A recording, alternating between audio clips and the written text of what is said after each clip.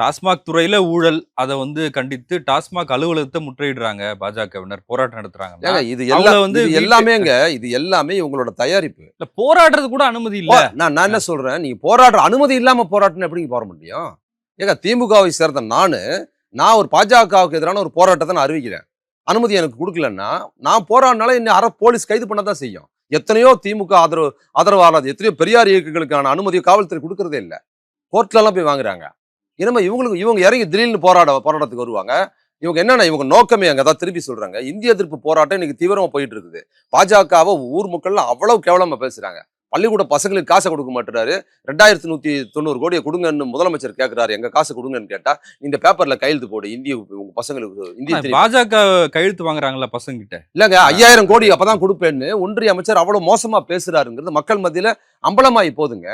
இந்த சூழல்ல வந்து மடைமாற்றுவதற்கு இவங்க என்ன பண்றாங்க, அம்பலமாகறாங்க. அதனால அவசரமா இந்த நடிகர் அவர் புரோவும் பனையூரும் இவங்கெல்லாம் ஒன்னா சேர்ந்துக்கிட்டு இப்ப என்ன பண்றாங்கன்னா இதை வந்து அடுத்த கட்டமா திமுகவுக்கு எதிராக இதை மாத்துறதுக்கு தமிழ்நாட்டில் முயற்சி பண்றாங்கிறது அதுக்கு காரணம். இல்ல மரியாதையே இல்லாம நாய் வண்டியில ஏத்துறாங்க. என்ன மக்கள் போற வண்டி தானேங்க, நாய் வண்டியில ஏத்துறாங்கன்னா இது என்ன பேச்சு இது?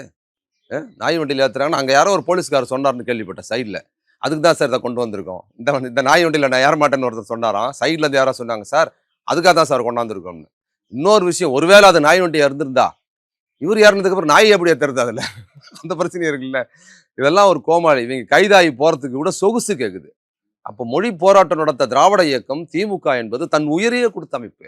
தாளமுத்து நடராசனிலிருந்து அதுக்கப்புறம் வந்த 65 வந்து எத்தனை பேர், நூற்றுக்கணக்கான பேர் தன் உயிரையை தன் வாழ்க்கையை இழந்து இந்த போராட்டத்தை கட்டமைச்சு ஒரு மாபெரும் இயக்கம் தான் திமுகவும் திராவிட இயக்கமும்.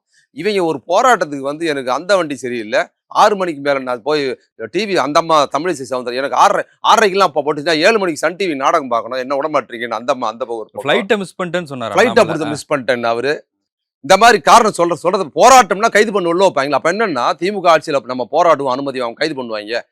நான் இப்போ அந்த ஃபிளைட் 7 மணிக்கே நான் வந்துடுறேன், இந்த போராடிட்டு வந்துட்டு சொல்லிட்டு வந்துருப்பாங்க. கைது பண்ணவங்கள ஒழுங்கா நடத்தணும்ல. என்ன பார்க்ல வைக்கிறது, மண்டபத்து வாசல்லே விட்டுறது, இடம் இருந்தா தாங்க வைக்க முடியும்.